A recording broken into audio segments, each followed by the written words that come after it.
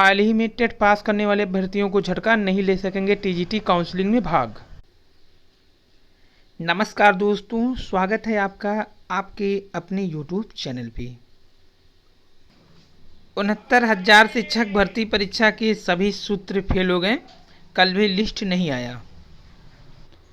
बिहार चुनाव के कारण एसएससी की भर्ती परीक्षाओं के कार्यक्रम में बदलाव और शिक्षक भर्ती में फर्जीवाड़े के आरोपियों की तलाश में दबिश जारी। चंद्रमा सिंह यादव के बाद अब से 3 लोग पुलिस की पकड़ से बाहर। सवाल गलत साबित हुए तो देंगे ब्लैक लिस्ट करने का आदेश। असिस्टेंट प्रोफेसर भर्ती का मामला, मेडिकल छात्रों से बड़ी फीस वसूलने पर 6 सप्ताह की रोक। प्रशासन 15 से स्कूल खोलने को तैयार हो गया है और इलाहाबाद विश्वविद्यालय नया शैक्षणिक सत्र 1 नवंबर से शुरू। सहायक अध्यापक नियुक्ति के लिए आवेदन की अंतिम तिथि आज। 3,317 में से 3,020 ने किया है नियुक्ति के लिए आवेदन। इलाहाबाद हाईकोर्ट ने उत्तर प्रदेश अधीनस्थ सेवा चयन आयोग लखनऊ को 2 माह में आबकारी विभाग के सिपाहियों की भर्ती का परिणाम घोषित करने का निर्देश दिए। और गुप्त सूत्रों के हवाले से फिर खबर है, 1,36,000 रिजर्वेशन का पालन करते हुए 31,661 को सिलेक्ट किया जाएगा। इसी के लिए लिस्ट में देरी हो रही है। संशोधित जियो जल्द जारी होगा। 69,000 शिक्षक भर्ती की ओर से खबर है ये। और एलटी ग्रेड सामाजिक विज्ञान का रिजल्ट जल्द होगा घोषित, आश्वासन मिला। कल कला विषय में महिला शाखा के 144 चयनितों की निदेशालय भेजी गई फाइल। रिजल्ट समेत कई मांगों को लेकर प्रतियोगियों ने किया था हंगामा। और जीव के डीएनए को बदला जाना संभव हुआ है। नोबेल पुरस्कार की घोषणा की कड़ी में बुधवार को रसायन विज्ञान के क्षेत्र में भी इस साल के पुरस्कार विजेताओं के नाम का ऐलान हो गया। रसायन का नोबेल जीनोम एडिटिंग का तरीका खोजने वाली 2 महिला वैज्ञानिक फ्रांस की प्रोफेसर इमैनुअल शार्पेंटियर और अमेरिका वैज्ञानिक जेनिफर डार्डना को दिया गया। और एलटी ग्रेड शिक्षक भर्ती परीक्षा की बड़ी सूचना ये है कि जारी होगी प्रतीक्षा सूची। राजकीय इंटर कॉलेजों के लिए सहायक अध्यापक एलटी ग्रेड की भर्ती में उत्तर प्रदेश लोक सेवा आयोग की ओर से प्रतीक्षा सूची जारी की जाएगी। एलटी ग्रेड प्रतियोगी छात्रों को यह आश्वासन आयोग के मीडिया प्रभारी पुष्कर श्रीवास्तव ने दिया।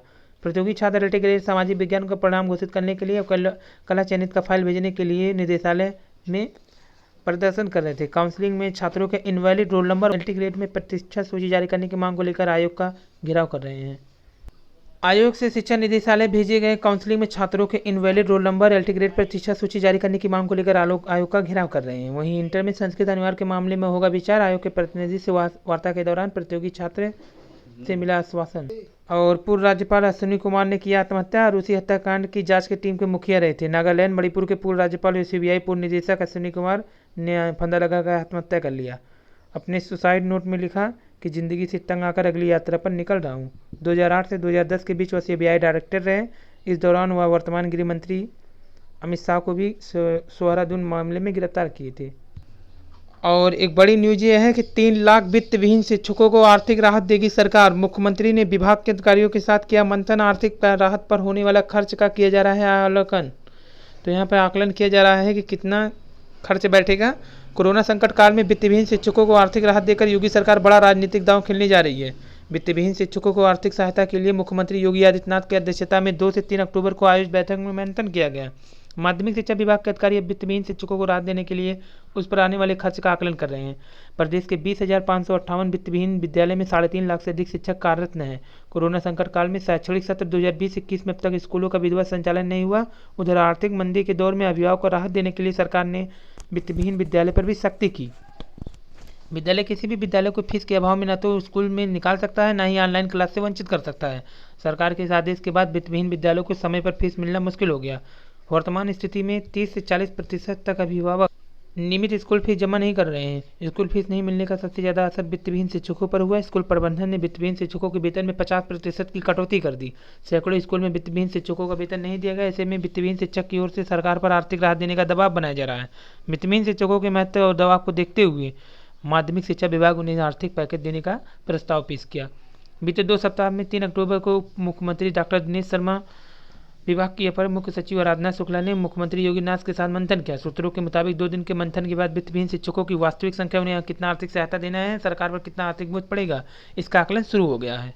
वित्तविहीन शिक्षकों को आर्थिक राहत देने पर विचार किया गया। अभी इसका आकलन किया जा रहा है। उसके बाद इस संबंध में उच्च स्तर पर निर्णय लिया जाएगा। निदेशक माध्यमिक शिक्षा विनय कुमार पांडे। ये है राजनीतिक वजह। अयोध्या आगामी समय में विधान परिषद के शिक्षक क्षेत्र की 6 सीटों का चुनाव होना है। चुनाव में वित्तविहीन शिक्षकों को भी मताधिकार दिया गया है। ऐसे में चुनावी बाजी भाजपा के पक्ष में पलटने में वित्तविहीन शिक्षकों की बड़ी भूमिका होगी। आगामी पंचायती चुनाव में वित्तविहीन शिक्षण संस्थाओं के प्रबंधन और वित्तविहीन शिक्षकों को लुभाने की कोशिश। सपा सरकार में वित्तविहीन शिक्षकों को 1000 रुपये प्रतिमाह मानदेय दिया जाता था। योगी सरकार ने उसे 2017 में बंद कर दिया था। इससे वित्तविहीन शिक्षकों में नाराजगी है। अब सरकार सपा सरकार से अधिक मानदेय देकर नाराजगी दूर करके विधानसभा में 2022 में बड़ी वोट बैंक देखने का साधना चाहती है।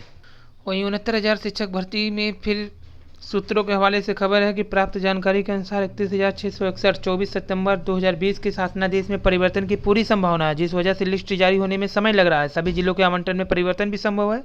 जितनी जानकारी है उतनी दे दी है। धन्यवाद। और हाल में ही टेट पास करने वाले अभ्यर्थियों को झटका, नहीं ले सकेंगे टीजीटी काउंसलिंग में भाग। भर्ती फरवरी की पात्रता के अनुसार ही होगी।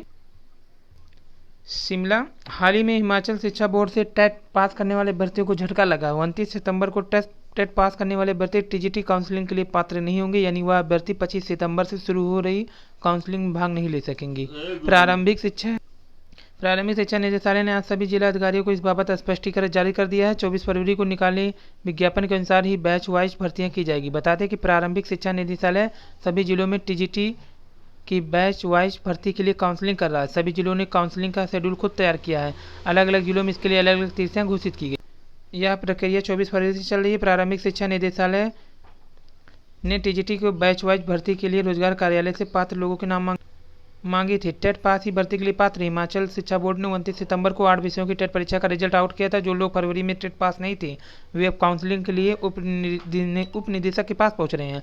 मामला निदेशालय के समझ उठाया गया था। इस पर आज निदेशालय ने स्थिति स्पष्ट कर दी है। साफ तौर पर कहा है कि 29 सितंबर को टेट पास करने वाले इस काउंसलिंग में भाग नहीं ले सकेंगे। भर्ती फरवरी की पात्रता के अनुसार ही आयोजित की जाएगी।